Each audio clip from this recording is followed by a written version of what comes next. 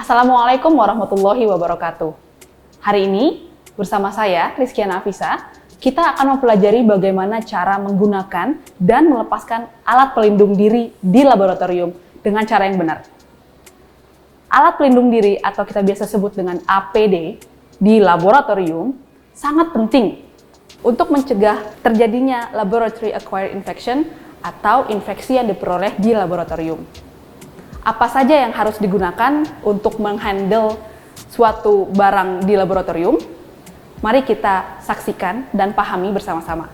Untuk menegakkan prinsip biosafety dan biosecurity yang ada di Fakultas Kedokteran UHAMKA, pada beberapa laboratorium diterapkan sistem penguncian otomatis atau safety lock. Untuk laboratorium yang tidak menggunakan sistem safety lock, maka orang yang diizinkan masuk ke dalam laboratorium hanya terbatas pada mahasiswa yang telah diizinkan, laboran, teknisi, dan staf khusus laboratorium lainnya.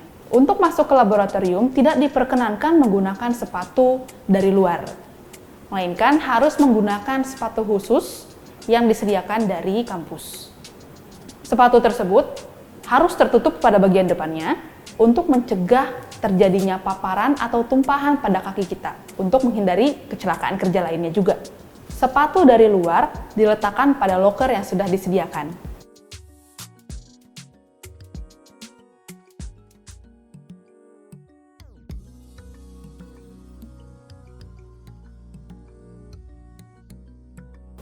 Setelah memasuki ruangan laboratorium, biasakan mencuci tangan terlebih dahulu. Ini untuk menghindari kontaminasi dari luar laboratorium. Setelah selesai mencuci tangan, barulah kita menggunakan alat pelindung diri yang sesuai dengan apa yang akan kita kerjakan. Prinsip urutan pemakaian APD adalah gunakan dari yang paling bersih. Maka, gunakan masker pada tahapan pertama. Karena kita khawatirkan pada jas lab yang sudah pernah digunakan, ada zat-zat yang menempel pada jas lab tersebut sehingga dapat terpercik, terbawa udara dan terhirup kepada kita. Oleh karena itu yang digunakan pertama sebaiknya adalah masker. Masker yang digunakan bisa masker bedah atau N95 atau masker respirator, tergantung apa yang akan dikerjakan. Pada masker bedah atau masker N95 terdapat penyangga pada hidung. Penyangga tersebut harus disesuaikan dengan bentuk hidung supaya bentuk masker pas dengan bentuk wajah kita. Selanjutnya, kita menggunakan jas lab. Jas lab bisa ada beberapa model. Yang diperagakan di sini adalah jas lab bentuk gown. Gunakan jas lab sesuai dengan ukuran kita, dan jangan lupa kencangkan tali yang ada pada jas lab tersebut. Biasanya terdapat pada bagian atas dan bagian tengah dari belakang jas lab. Jika menggunakan jas lab yang menggunakan kancing di bagian depan, seluruh kancing pada jas lab harus selalu dikancingkan.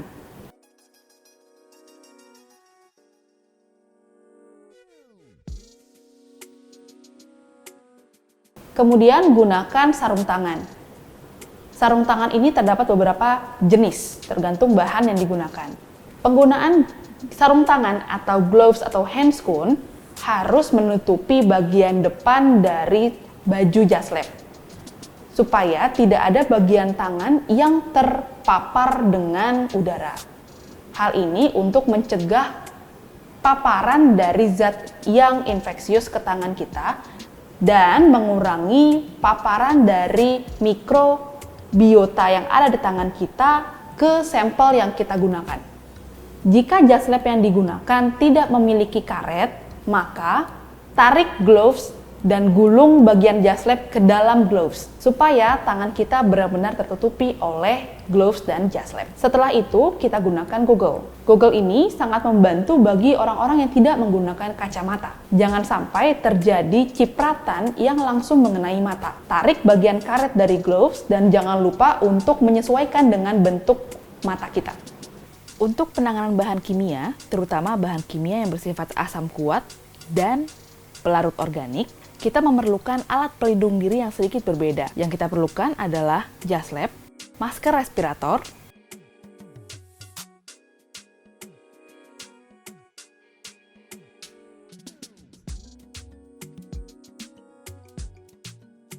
goggle atau kacamata pelindung,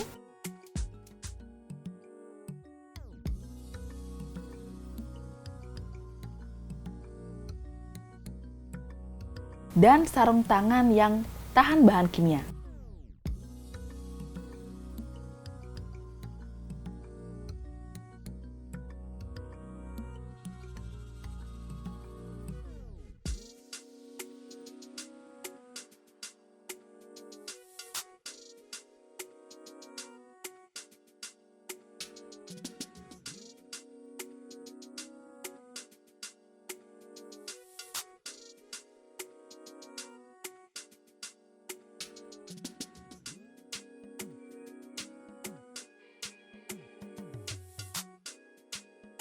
Setelah selesai mengerjakan pekerjaan laboratorium, kita harus melepaskan APD sesuai dengan urutannya.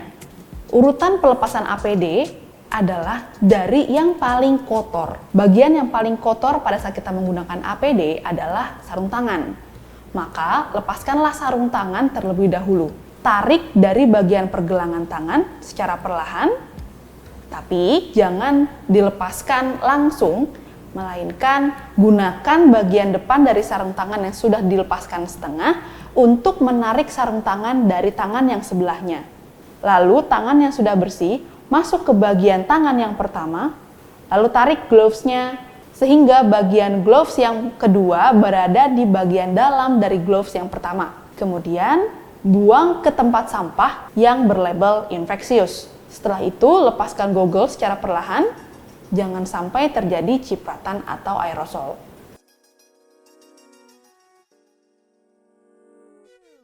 Kemudian, lepaskan jas lab. Jas lab dilepaskan dengan prinsip in, out. Bagian yang di luar harus bersentuhan dengan bagian yang di luar saja. Bagian yang di dalam bersentuhan dengan bagian yang di dalam saja. Ini akan membantu kita pada saat akan menggunakan kembali jas lab tersebut. Jadi pada saat menyimpannya, simpanlah jas lab dengan bagian dalam berada di bagian luar. Begitupun jika sedang akan menggantungkan jas lab. Ketika akan menggunakan kembali jas lab yang sudah pernah digunakan, pakailah dengan bagian yang ada di dalam atau in yang menyentuh baju kita.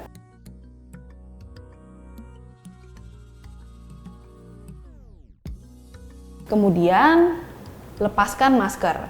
Masker adalah pertahanan terakhir, terutama jika yang dikerjakan berhubungan dengan infeksi pernapasan.